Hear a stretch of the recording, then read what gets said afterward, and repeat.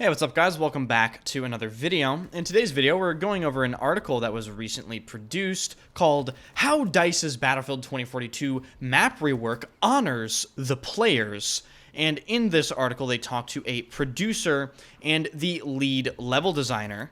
And they have some very interesting comments regarding their quote-unquote journey redoing all of the base game maps, what that took, and how feedback led the way the entire time. But I have some interesting points to bring up about that as well, because, in my opinion, you don't really need feedback. In fact, you never needed feedback to know that the 2042 base game maps were going to be bad, and that they needed much improvement.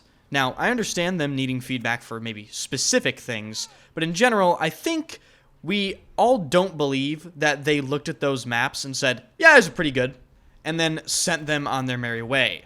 So, if you enjoyed the video, hit the like button and subscribe to the channel. We are very close to 50,000 subs, and the 50,000 sub special is done, ladies and gentlemen. All we have to do, in order for you guys to see it, is hit 50,000 subs. I believe we're less than 300 away. And on top of that, I'm going to try to do some cool giveaways for the 50,000 sub special. I have a couple things lined up that I can't confirm just yet, but I'm trying to do some very cool things for this.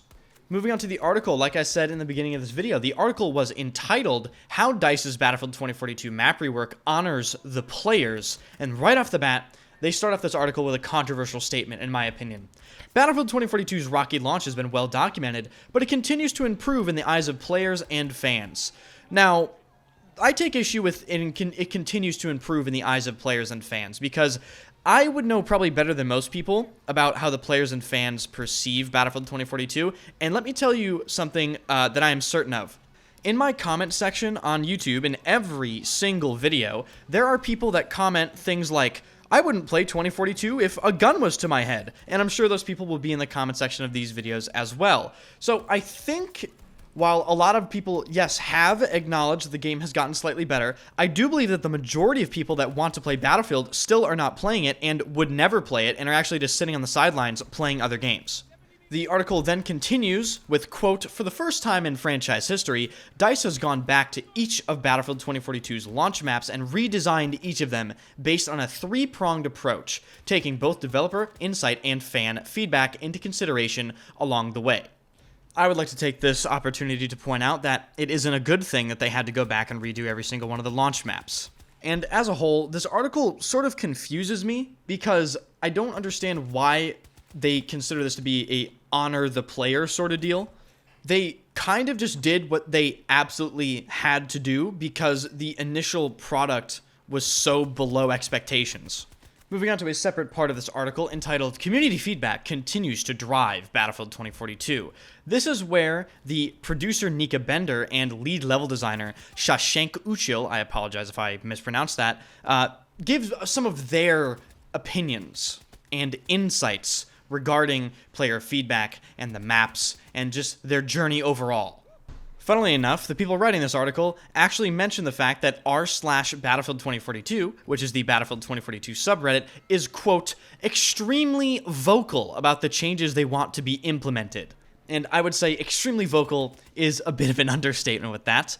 But the producer, Nika Bender, had this to say, quote, that feedback has been taken into account heavily, I would say very significantly. We do have our own telemetry, which is the data in the game, and then we try to understand, okay, what are the pain points? Because quite often when you play the game, and when you're in multiplayer shooters like Battlefield, you need to understand if the actual problem is what the player is saying, like, hey, I don't like this, but the actual cause is something else that makes you feel that way.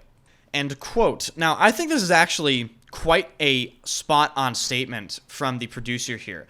A lot of the times when people complain about video games, their complaints are misplaced for a number of reasons, whether it be they aren't that good at the game, whether it be they don't understand the actual statistics behind some of the weapons maybe they're complaining about, or they don't understand how to implement something they're using in gameplay. You have to try to figure out if the players are actually complaining about something that needs to be complained about.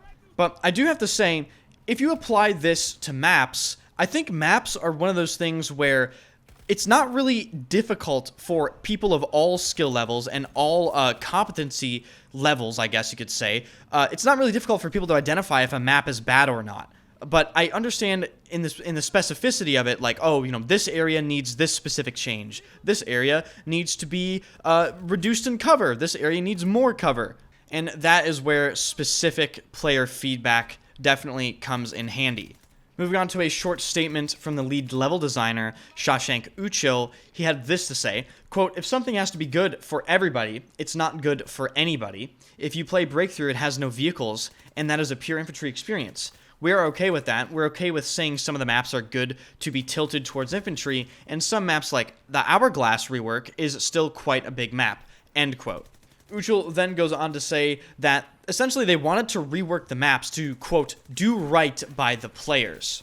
And while I completely understand why they would want to do that, and while they have absolutely delivered on some of the reworks and dropped the ball on some of the other reworks, I do have to say that the best way to do right by the players is to make sure you don't have to rework the base game maps in the first place. I think that's probably the best thing you could have possibly done. And it is most certainly one of the most important things to make sure that doesn't happen again in the next Battlefield game. I think we can all safely say that if there were no reworked maps in the next Battlefield game, we would all be okay with that, because that would mean the maps that they released don't really necessarily need to be reworked. For instance, imagine Battlefield 2042 if they didn't have to rework the base game maps. Maybe we would get 2 maps per season instead of 1 and a rework. But I digress. Ultimately, I feel as though the comments made by the developers here, aren't anything crazy. I think they're pretty on point. I just wish they didn't have to make them in the first place. Now, moving on to some other topics here. As we all, I think, can see, Battlefield 2042 is absolutely winding down its development cycle and will most likely be canceled within this year or maybe early next year, which means that the inevitable downtime period between the end of 2042 and the beginning of the next Battlefield game is coming. And I have foreseen this for, over 2 years at this point, I think way ahead, and I am definitely going to be trying to fit in some Modern Warfare 3 content as well as X-Defiant, and maybe some Delta Force content. I'll essentially play any FPS game that comes out, but Modern Warfare 3 I'm going to try to take more seriously than I've taken really any other COD in the past 5 years, just because I don't really want to sit here and do nothing on my YouTube channel for, maybe potentially over 9 months to a year. So what this ultimately means is I'm going to be mixing in Modern Warfare 3 content on a weekly basis when that game comes out. I'm still going to be making Battlefield content, so you guys that are subscribed only for Battlefield and don't want to watch Call of Duty, you don't have to. You don't have to worry about it. I'm absolutely still going to be covering every single thing regarding Battlefield, the new Battlefield game, of course. Think of it as additional content. If you've noticed, my upload schedule is essentially every other day. So say I upload on Monday, Tuesday no upload, then Wednesday, and so on and so forth.